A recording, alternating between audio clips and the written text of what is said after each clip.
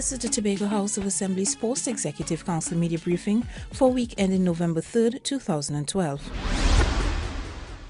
The media is this week addressed by Chief Secretary Orville London and Agriculture Secretary Gary Melville. We would have seen in the media, appearing in the media today, a statement regarding the legal issues with the National Reforestation and Watershed Rehabilitation Program being operated in Tobago. The long and short of it is that we have had some challenges with that program for a few months now. Ever since sometime in June of this year, the program, which is run by the Ministry of Environment and Water Resources, would have changed the way in which the program was being implemented in Tobago. And instead of implementing the program through community groups in Argyle, Bellegarden, and Speyside, which the Assembly would have agreed to, the program is now being operated, or the program wants to operate through the use of private contractors. They would have engaged 3 private contractors in each of these locations over the last 2 months or so, and they have been trying to get the workers in the program to sign on with these contractors. The Assembly is vigorously against that, because we want to have a community-focused approach to reforestation in Tobago. This program would have been started through an MOU with the then existing Ministry of Public Utilities and the Environment in 2005. And part of that arrangement would have meant that the ministry would have paid for the workers through the private contractors, and they would have been carrying out a program that was agreed upon with the Tobago House of Assembly. In the recent changes, there has been no communication with the Assembly, and given the Assembly's responsibilities under Act 40 of 1996, where the Assembly has responsibility for forestry and for the environment, as well as under Section 54 of that Act, where the state lands in Tobago are vested in the Assembly, and of course the program operates on state lands. That is part of the mandate that was given by Cabinet when it was started in 2005. So that the program could only run legally in Tobago if the Assembly and the Ministry are operating through that MOU, which is what is prescribed by the law. That MOU has since expired, and while that expiration may have occurred a couple of years now, the Assembly would have continued on with the program, but in the present status, or the present state, that can no longer be tolerated. What we have now is that we have 2 sets of operations taking place, because the Executive Council would have mandated the division earlier in the year to take responsibility for the workers under the program and to take responsibility for them working through the community groups. And now we have private contractors trying to get workers, some of them having a couple of workers and trying to find activities to engage those workers in. In most cases, my understanding is that those workers are standing by the side of the road in the morning, and they've been paid to come stand by the side of the road. There has been no communication with the Assembly, which would have objectives for reforestation in Tobago, because the Assembly is clear. We need a strong reforestation program in Tobago, because we have challenges with our forests based upon what would have happened during storms, forest fires, and so on. And we have even been seeking to put in place a much more comprehensive reforestation program after this national program would have expired, as we would have expected to expire within the next year or so. So that our situation is that from the standpoint of the state lands vested in the Assembly, from the standpoint of the Assembly's responsibility for forestry and the environment in Tobago under the Act, and also from the standpoint of the fact that any function that has to be performed by a national entity in Tobago under the THA Act has to be done through an MOU. The present arrangements with the National Reforestation and Watershed Rehabilitation Program in Tobago meet neither of those criteria.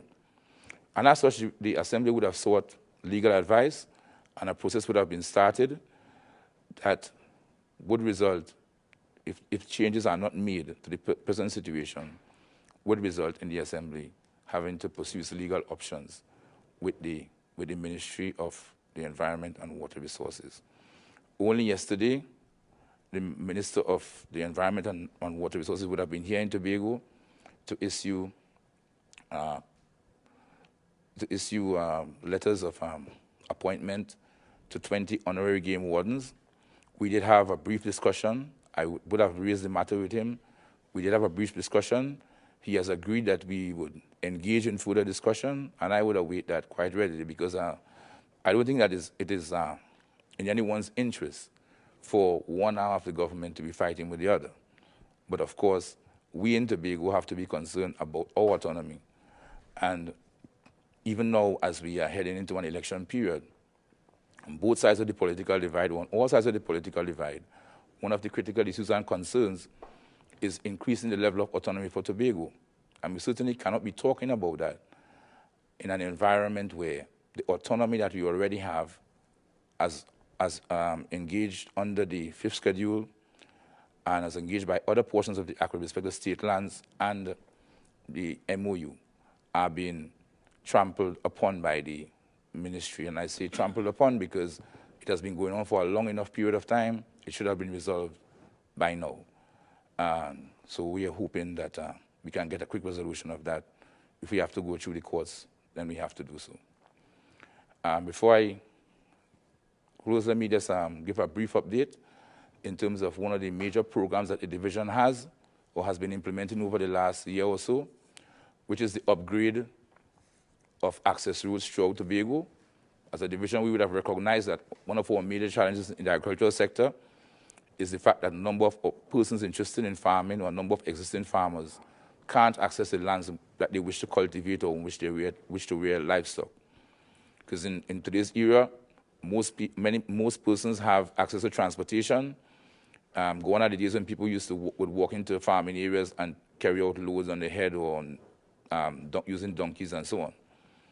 And therefore, so far we have addressed a total of about 30 access roads in various parts of Tobago, in the Mason Hall area, Corland, Indian Walk, a number of those in the Delaford area, including access roads off Louisdor, John Gully. We have also been in the Speyside area, in the Mudgerston and Lucyville, and even in the Cassava level. We have started some work in Shore Park. We have dealt with roads in Glenmorgan, Hilltop, Richmond, Bushy Park. We have also dealt with some roads in the Roxborough and Kendall area, Putney Hill, Wild Dog access. We have been at Windsor in Delaford. We are also looking at we have also started some roads in Charlotteville, Hermitage, Campbellton, Starwood access, roads in Lansumi, Palo-Tuvere. And the intention is to continue with that program in this new fiscal year, but more so to try to encourage landowners in those areas to start utilizing those lands in productive activity. And the division stands ready to assist those farmers where possible in other areas so that we can bring more lands into cultivation. Shortly, we will be announcing a basket of 14 food security commodities, including root crops, vegetables, and a few meats, that we plan to set production targets for towards making Tobago self-sufficient in those commodities within a 2-year period. The intention is to look at those commodities that are some of the commodities that are critical, that we have a good history and tradition in producing, and that we import in large amounts. And we're going to target those commodities. We're going to engage the farmers through contracts and working with the various district societies and the Tobago District Agricultural Society to ensure that we can attain a level of food security by making ourselves fully self-sufficient in those targeted commodities. In his address, Chief Secretary Orville London updated the media on the administrative complex at Shervan. Now, as you remember, when we spoke the last time, I had received a letter from the Minister of Finance requesting a response and the presentation of all the documents within a 7-day period. And I want to place this in context.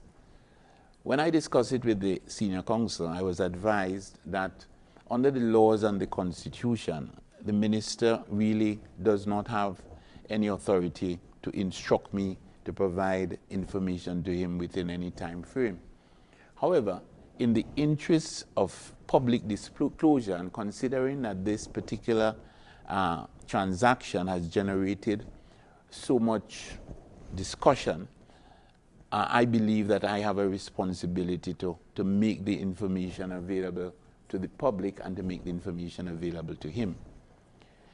Therefore, I intend to send off a letter to him tomorrow, and in that letter, I'll explain the position to him, indicate to him that the various documents are being vetted, first by the senior state counsel and then by the senior counsel. And when that exercise is completed, the information will be made available to the public and to him. I also wish to advise that the situation has become, I wouldn't say complicated, but we got to add to that the fact that the Integrity Commission has also written to me asking that I should produce the documents within 7 days. The Integrity Commission has the legal authority so to instruct, and therefore that information will be made available. So more or less the same information that is going to be made available in the public domain, much of it is going to be made available to the Integrity Commission. And of course, the Integrity Commission will then continue its investigations. So I just wanted to make it very clear that the decision not to submit the reports within 7 days is by no means meant to prevent the information from being made public. In fact, quite the contrary. We want to make sure that at the same time that the minister has the information, the public has the information. And then, of course, the information to the Integrity Commission will be sent to the Integrity Commission within the time which they have stipulated. So I just wanted to make that very clear. The last day, I had also indicated that I will put into train a process by which an audited statement or a firm of auditors will be given the responsibility to provide information on my personal finances. That process has started. I've already commissioned a reputable accounting firm, and I am going to be meeting with them tomorrow. In the meantime, I have asked for all the information on my personal finances, or I might say my personal earnings under the Tobago House of Assembly. The report is that that information should be made available by the end of this week, and I'm hoping that by the end of this month that we should be able to make that information public. Because I want to reiterate that I have a responsibility to myself and to my family and to all those who have some respect for me, and all those, you know, whom I trust and who trust me, to ensure that the efforts made to vilify me and to attack my integrity, that those efforts fail. So regardless of anything else, I have that personal responsibility, and I owe it to myself to ensure that this exercise is completed, and completed to the satisfaction of the public of Tobago, and by extension the public of Trinidad and Tobago. I also want to advise that earlier today I would have sent off correspondence to the President of the Republic of Trinidad and Tobago, informing him officially of the fact that the Tobago House of Assembly at its last sitting had passed a motion dissolving the House. I further indicated to him that in accordance with Section 22(2) of the Tobago House of Assembly Act, I recommended a date for the primary election. Now, what that means is that the President will also consult with the Prime Minister, and in his own discretion, he will then determine a date which he will release in his own time. Well, not just in his own time, taking into consideration the statutory deadlines, because there are certain deadlines that he has to meet. But the decision as to the date and the decision of the timing of the announcement, that of course is going to be left to the President. I want to make a clarification it had to do with a statement that I made in relationship to Dr. Baker. Now, as you're aware, the doctors who went to St. George's and the doctors who went to UWI St. Augustine, when I made this statement in respect of $800,000 being spent on Dr. Baker, I used the information that the Assembly would have spent on doctors going to St. George's in Grenada. Dr. Baker did not go to St. George's, he went to St. Augustine, and the money spent by the Tobago House of Assembly on Dr. Baker was somewhere in the vicinity of $133,000. So that I want to make that clarification, but I want you also to understand the main point that I was making is that whereas the cost of one person being trained even in those days in the 1990s and early 2005 ranged from $100,000 to $800,000, that the total allocation for everybody for this year, as approved by the government of Trinidad and Tobago, is $200,000, and I think that that is the important part. But I just wanted to clarify that section about the total amount of money spent on Dr. Baker, the individual. Vending. Vending is becoming a problem again. And we in the Tobago House of Assembly intend to deal with that problem aggressively and effectively.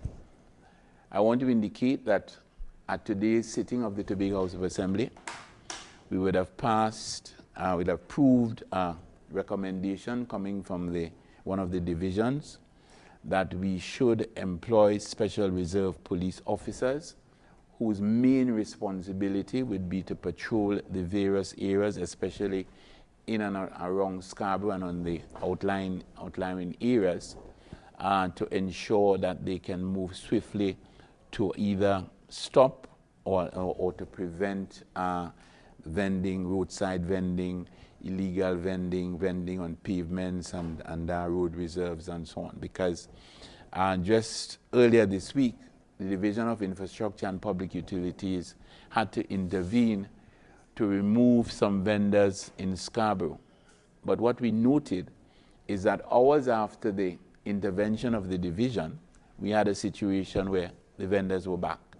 And obviously, if we allow that to escalate, by the time we get to mid-November, coming into the Christmas season, you recognize the situation become uncontrollable.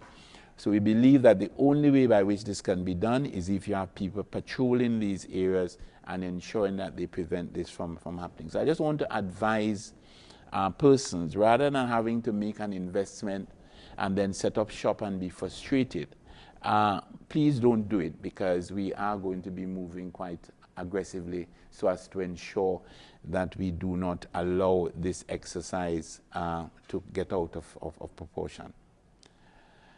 I want to take the opportunity to congratulate us as Tobagonians.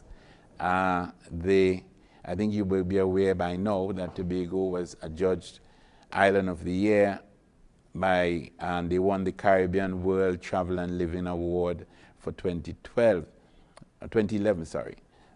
This is an award given by the Caribbean World Magazine. And I think to place that in context, the Caribbean World Magazine is a publication that is available in well over 100 countries.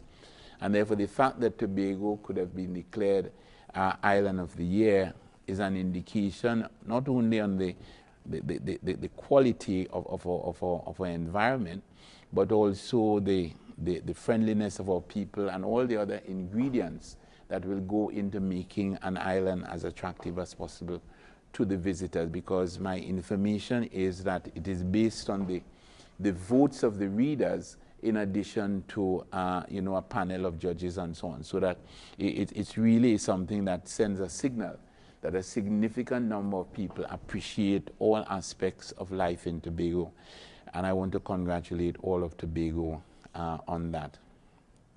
I want to, as I conclude, just join all of those hundreds of nationals who have expressed their sympathy with the sufferings of the people in the United States after that monumental disaster.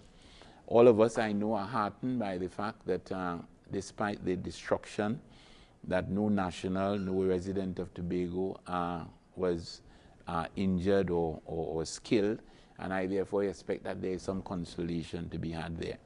But I think one of the lessons that we learn as citizens of Trinidad and Tobago and residents of Tobago is the fact that, you know, when natural disasters come, regardless of how well prepared you think you might be, the possibility is always there that you'll be overwhelmed by the extent of the disaster. But that does not mean that we in Tobago should not be as well prepared as we are. And in that context, I understand that there are some issues at TEMA, and I am going to be treating, speaking to the Chief Administrator so as to ensure that those concerns could be addressed as a matter of urgency, because our disaster preparedness is an area with which we should not trifle. So my best wishes to all of those who are in the disaster-stricken zones, and I really hope that we'll be in a position where we'll be able to ensure that the situation returns to normal as urgently as possible. And my personal hope is that you know, this disaster does not have any adverse effect on the United States election. It would be a travesty if this disaster influences the election one way or the other. I don't want to get involved in who should or should not win, but I'm only hoping that all the people who wanted to go to the polls will be able to go to the polls, and that the final result is a true indication of the intent of the people of the United States. The question arises, have there been any discussions between yourself and the current Minister of Environment and Water Resources relative to the quote-unquote issue of the reforestation program? Well, as I said, the first discussions would have probably, whatever small we took place yesterday. Okay. You have to bear in mind one thing. Ever since I have come into the division as Secretary for Agriculture, Marine Affairs, Marketing and the Environment, under the previous minister who had responsibility, I would have written to him a number of occasions to me concerning a number of other matters outside of the reforestation program, right, including the EME and so on, and we would have never met. Okay. This present minister, I would have written him, but I believe that there may have been some challenges, because I recognize that when speaking to him yesterday, that he does not really have an official office as yet, because, you know, it's a new ministry that was made up from a number of other portfolios. And I don't know if there was some challenge in that, because he said he didn't receive any communication. And I think the fact that we would have gone to where we are at now is basically because of the fact that we have been complaining, we have written, we have made every attempt to communicate, and we have not gotten any feedback whatsoever. But you would also appreciate that if there were changes made, then given that we were supposed to be operating in a partnership, that we certainly should have been informed of what those changes were. So with no interaction whatsoever, the Assembly is either left to leave things as they are and allow whichever element to come in and take charge of the efforts, or for us to exert our authority, and that's what we are doing. I believe that if discussions are to prove fruitful with the minister, we can probably work something out in terms of resolving what the current impasse is. But we have to also bear in mind, too, that the reforestation program that we presently have is a limited program that does not meet all of the reforestation challenges that we have in Tobago. It doesn't deal with the forestry in various other parts of Tobago, in the north side, Bloody Bay, Lansome, Castara, part of it. It doesn't take care of all of those things, even places like Corlin that are in need of significant attention. So that we have to take the responsibility for reforestation in Tobago, but we have to try to do that in an environment of collaboration, cooperation, and where we have trust and respect between both parties. Question where you said the Integrity Commission has written the House of Assembly. There was a news report today stating that the Attorney General has forwarded some quote-unquote bundle of documents to the Integrity Commission, asking the Integrity Commission to probe yourself, the Finance Secretary. You were named, the Finance Secretary was named, to see if there was anything where where charges could be laid, and so on and so on and so on. My question is, you said the Integrity Commission has written to you. Has the Integrity Commission written to you on the question of yourself and the Finance Secretary being probed by the Integrity Commission as to any sort of malfeasance or impropriety for which you all could be charged in a criminal court of law? No, well, we know the process, and the Integrity Commission has asked for all the documents pertaining to the transaction. That's all that they've asked for, right. And that information will be provided to them. Right. You are saying that under the laws and the Constitution, the Finance Ministry has no authority to instruct the THO to provide any info in a particular time frame. Is this another way of saying that since the last time we were here and the letter received, no documents have been forwarded to the Finance Ministry? Yes, I indicated to you that the documents would be sent to the Ministry of Finance, the Minister of Finance, at the same time that the documents are made public. Okay. And consequently, because we are making the documents public, we have to ensure that they are sent off in a particular way, that they are labeled so that people can understand the sequencing and so on. Now, that is something that is going to take some time, and I'm saying that we are not going to allow an arbitrary time frame to allow us to do things that might be detrimental to us. We have a responsibility to do it properly, to do it responsibly, and when we have done that, we will make the information available both to the public and to the minister. So that even if we are aware that the minister does not have the authority to instruct us, we are sufficiently responsible to recognize that, listen, the minister might have the right to know, and consequently we will provide him with the information. Technically, what you are saying is that the Assembly is not allowing itself to be bound by any 7-day time limit, either from the Integrity Commission? No, sir, quite the contrary. We are bound by the time limit set by the Integrity Commission. By law, we have to obey, and we will do so. Not the Finance Ministry? The Minister of Finance does not have that authority. However, we will collaborate with the Minister of Finance and ensure that he gets the information. But we will do it in a way and at a time when we are very comfortable that we can give him the same information that we give to the public. My final question. Since the dissolution of the Assembly, there has been talk on the ground of some, whether it's note from the Executive Council or instructions from the Executive Council for people like constituency, personal assistants, working in constituency office, etc., to be paid right up to the election date. Do you have any information on that, sir? In fact, what I have is a motion that was carried in the House in 2008. Yeah. And this is not a new thing. The motion was carried in the House in 2008. If I remember rightly, I think I might still have a copy somewhere. I can make it available to you. But just from what I remember offhand, what the motion said is that people like the minority leader, okay, the assistant secretaries and so on, persons that might not have been mentioned in the act, okay, that those persons will continue to be paid because in a real sense they continue to function. And because if you recognize at the parliamentary level, because the person is still a representative. Okay. So all the representatives, that particular motion which was passed, not by the Executive Council, but passed in the House in 2008, would have given the authority for those persons, persons in those offices to be paid. When you say the House, you mean the House of Assembly? The House of Assembly, yes. In 2008. I have a copy of the motion. I'm certain when I get back there, I can make copies available to anybody who wishes. But it's not an Executive Council decision.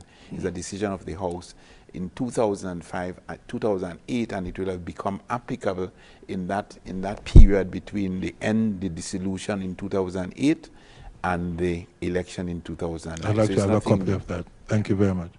Thank you for watching the Tobago House of Assembly Sports Executive Council Media Briefing for week ending November 3rd, 2012.